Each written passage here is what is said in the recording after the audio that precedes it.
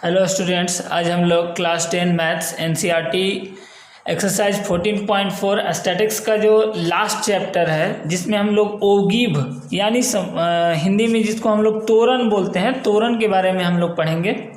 ये आपका 1 नंबर का क्वेश्चन आता है। इस एक्सरसाइज में मात्र आपका 3 क्वेश्चन है। हम लोग चलते हैं, देखते हैं, स्टार्ट करते हैं। वीडियो स्टार्ट करने से पहले रिक्वेस्ट होगा, ज़रूर चैनल को सब्सक्राइब करें और शेयर करें ताकि और भी लोगों तक हमारा वीडियो पहुंच सके और आसानी से समझ सकें।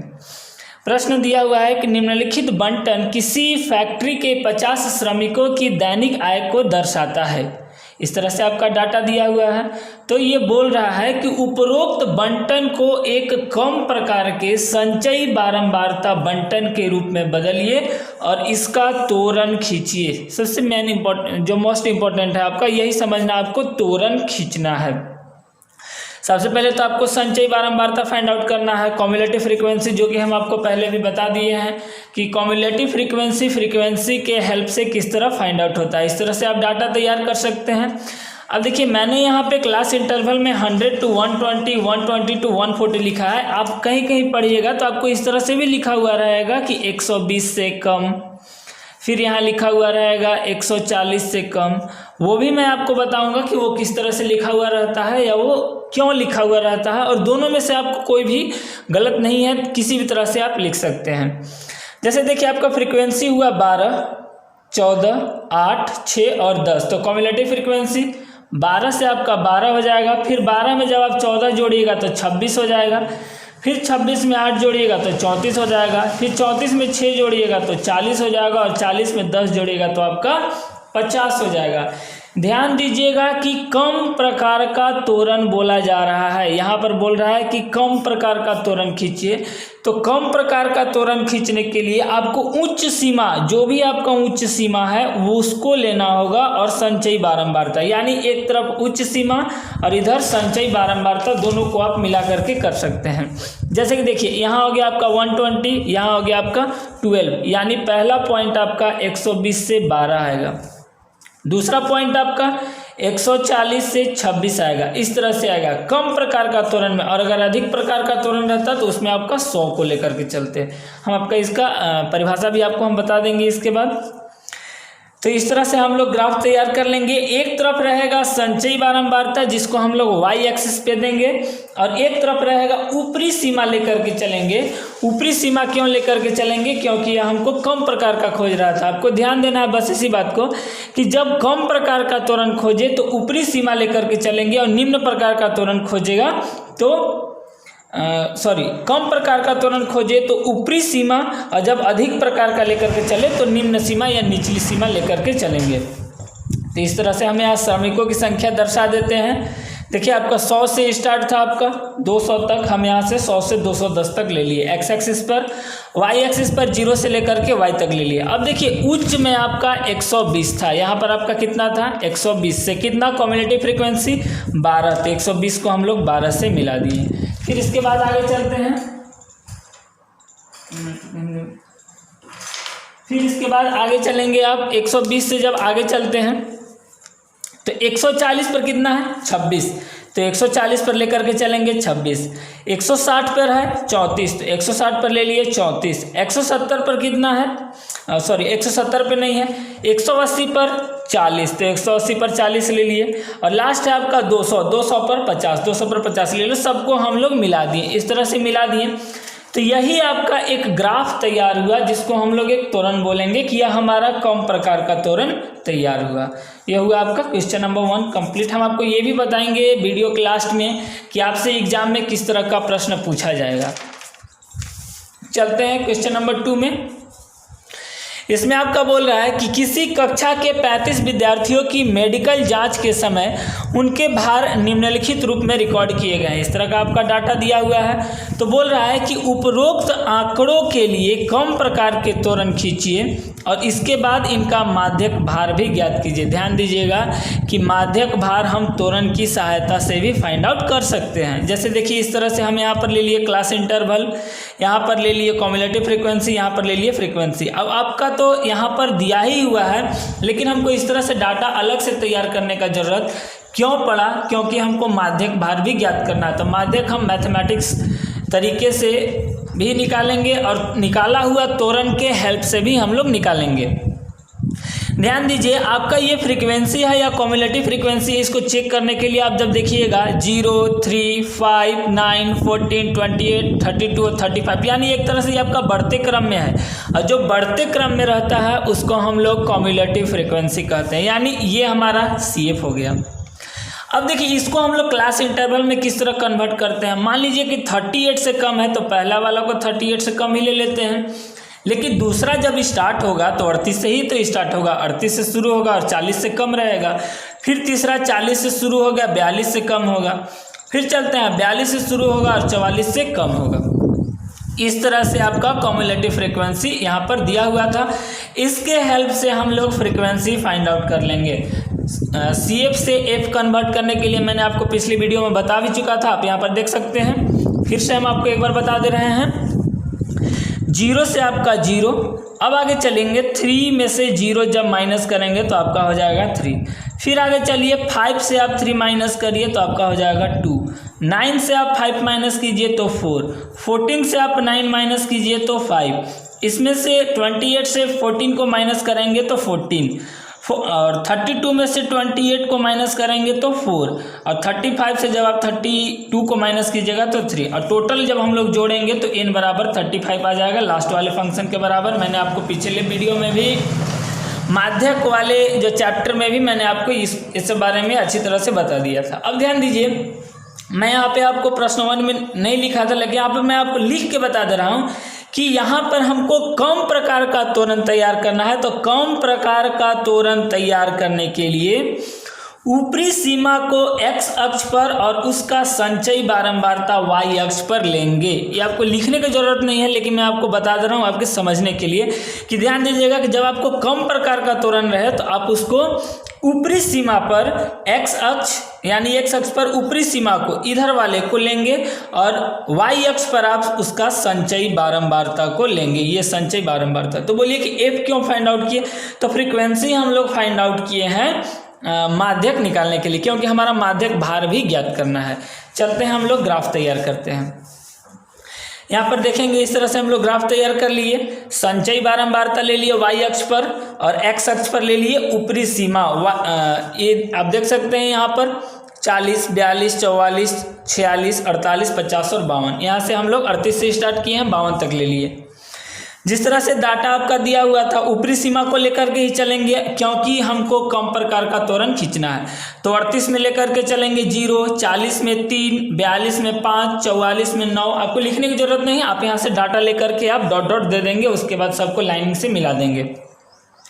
तो देखिए 38 पर हम यहाँ पर ले लिए 0, फिर 40 पर चले तो 40 पर हम ले लिए 3, 42 पर चले तो 42 पर हम ले लिए 5, 44 पे 9। इसी तरह से आप यहाँ देख सकते हैं 46 पे 14, 48 पे 28, 50 पे 32 और 52 पर 35 ले लिए। पूरा लेने के बाद हम लोग सबको ड्रॉ कर दिए, इसको हम लोग मिला दिए, खींच लिए। इस तरह आपका त्वरण तैयार हो गया। इसको आप कह सकते हैं, जब ये आपका ग्राफ इस तरह से खींचा गया तो इसको हम लोग बोलेंगे कि यह हमारा कम प्रकार का त्वरण तैयार हो चुका। अब आगे बोल रहा है कि माध्यक भी ज्ञात कीजिए। तो माध्यक देखिए, सिंपली आप n बराबर यानी टोटल फ्रीक्वेंसी आपका कितना आया है 35, n बराबर आपका 35 आया। n/2 जब आप फाइंड आउट कीजिएगा 35/2 यानी आपका 17.5 आएगा।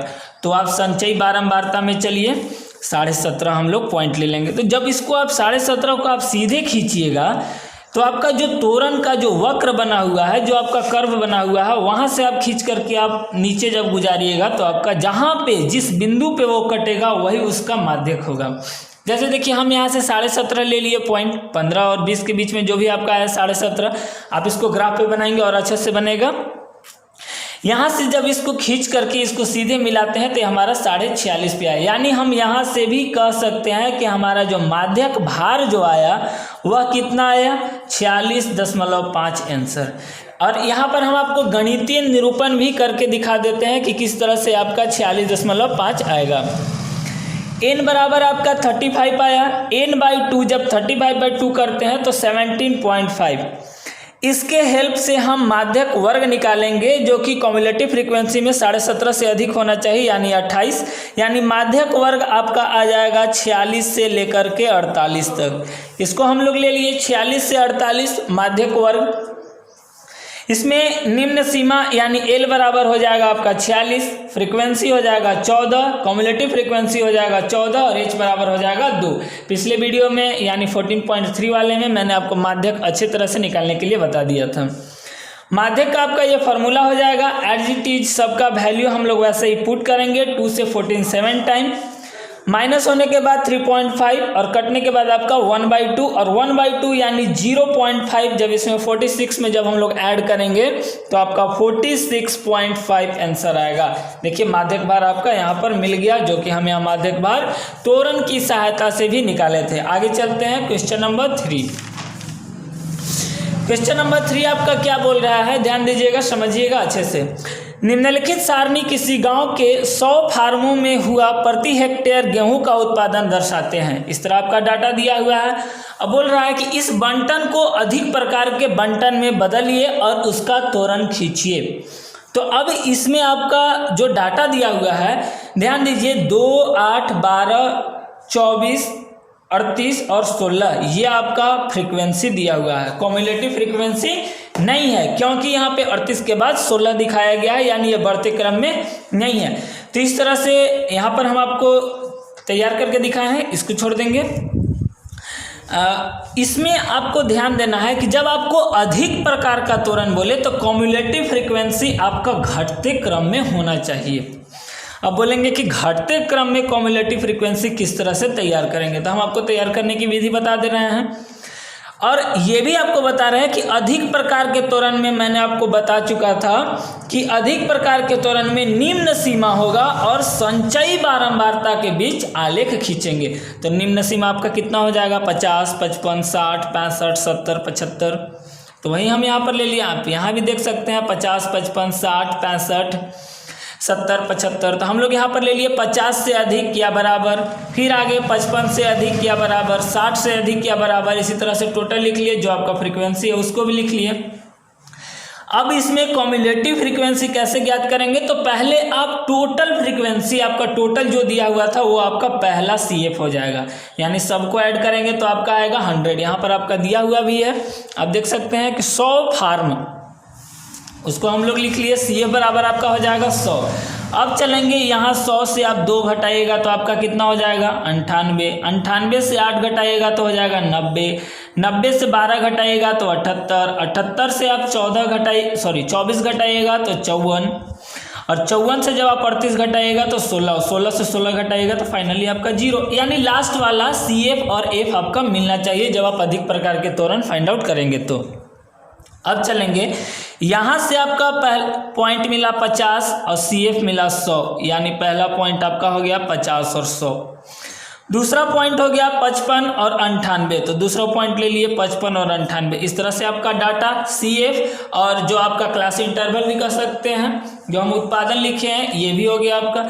इस तरह से आप लेकर के तैयार करेंगे, हम लोग एक ग्राफ तैयार करेंगे जिसको हम लोग त्वरण बोलेंगे। तो इस तरह आपका संचयी बारंबारता और दूसरे तरफ लोअर क्लास लिमिट लेंगे क्योंकि अधिक प्रकार का त्वरण, ध्यान दीजिएगा, हम आपको एक बार फिर से बोल रहे हैं कि अधिक प्रकार के त्वरण के लिए लोअर क्लास लिमिट और कम प्रकार के त्वरण के लिए अपर क्लास लिमिट लेकर के चलेंगे।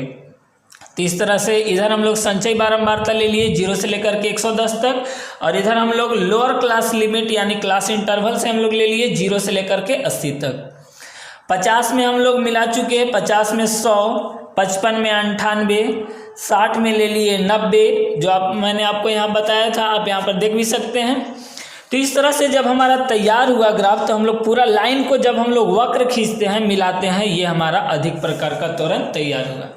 अब देखिए, आपको पहचान करने के लिए ये आपका क्वेश्चन नंबर 3 आपका कंप्लीट हुआ, एक्सरसाइज कंप्लीट हुआ। इसके आगे हम आपको दिखा दे रहे हैं कि कम प्रकार का त्वरण और अधिक प्रकार का त्वरण का परिभाषा आपको बता दे रहा है। परिभाषा जब आपको अच्छे तरह से याद रहेगा तो आप आसानी से आप उसका कर्व तैयार कर सकते हैं। जैसे देखिए कम प्रकार का त्वरण क्या होगा कि वर्ग अंतराल की उच्च सीमा और उसकी संचयी बारंबारता के बीच खींचे गए आलेख को कम प्रकार का त्वरण कहते हैं।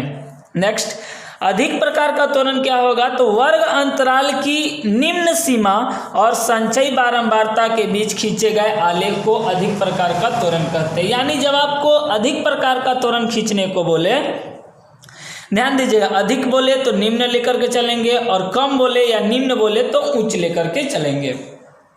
इसी तरह आपका त्वरण तैयार हो जाएगा।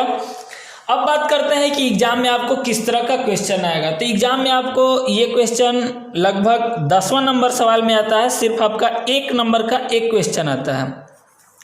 आपका ग्राफ ऑलरेडी दिया हुआ रहेगा, जैसे मान लीजिए कि इस तरह का आपका ग्राफ दिया हुआ है, कुछ भी मान लीजिए कि इधर लिखा हुआ है, तो आपको इस तरह से कोई त्वरण बनाया हुआ है। अब ये बोलेगा कि आप इसको पहचानिए कि ये किस प्रकार का त्वरण है, ये कम प्रकार का त्वरण है कि अधिक प्रकार का त्वरण है। तो ध्यान दीजिएगा कि जब आपका x अक्ष से त्वरण नीचे की ओर ऊपर की ओर उठ रहा हो तो ये त्वरण आपका जब भी होगा तो कम प्रकार का त्वरण होगा। और अगर मान लीजिए कि दूसरा फिगर अगर हम आपको बता दें कि इस तरह से हो कि y अक्ष के तरफ से, यानी इसको y मान लीजिए, इसको x मान लीजिए, y अक्ष के तरफ से जब ये नीचे की ओर गिर रहा हो तो ये आपका अधिक प्रकार का त्वरण होगा। यानी मोस्ट इम्पोर्टेंट आपके लिए ये है कि हम कम प्रकार के त्वरण और अधिक प्रकार के त्वरण को कैसे पहचान करेंगे, क्योंकि एग्जाम में आपका 1 नंबर का आता है वही कम प्रकार के त्वरण और अधिक प्रकार के त्वरण पहचान करने के लिए। बाकी तो मैंने आपका टोटल कंप्लीट करवा दिया। आप यहाँ पर भी देख सकते हैं कि इस तरह ये हो गया आपका y अक्ष, ये हो गया आपका x। y से जब ये गिरा है इधर आगे जाते हुए तो हम लोग इसको कौन सा त्वरण, अधिक प्रकार का त्वरण तैयार किए। अगर मान लीजिए पिछले प्रश्न में आप चलते हैं तो देखिएगा कि x से ये नीचे की ओर ऊपर उठ करके गया है तो ये हमारा कम प्रकार का त्वरण। क्वेश्चन नंबर 1 भी आप वैसे ही देख सकते हैं कि x से ही ये उठ करके गया है इधर, तो ये भी हमारा कम प्रकार का त्वरण। यानी फाइनली आपको सिर्फ यही जानना है कि x से जब नीचे, यानी x अक्ष से नीचे से जब उठ करके ऊपर की ओर जाता है उसको कम प्रकार का त्वरण, और y अक्ष से उठ करके नीचे आता है तो उसको अधिक प्रकार का त्वरण बोलेंगे। यही आपका 1 नंबर का क्वेश्चन अधिक प्रकार का त्वरण और कम प्रकार का त्वरण पहचान करने के लिए आता है। या आपका अगर अलग भी कोई क्वेश्चन आता है तो मैंने आपका पूरा एक्सरसाइज कंप्लीट करवा दिया है। इसके बावजूद भी अगर आप लोग को कहीं इसमें कोई प्रॉब्लम लग रहा हो या कोई भी डाउट हो तो आप हमसे कमेंट सेक्शन में ज़रूर पूछिए, हम आपको फिर से बताने की कोशिश करेंगे। और चैनल सब्सक्राइब करना, लाइक करना, हमारे वीडियो को और अपने दोस्त लोग के साथ शेयर करना नहीं भूलेंगे। Thank you so much.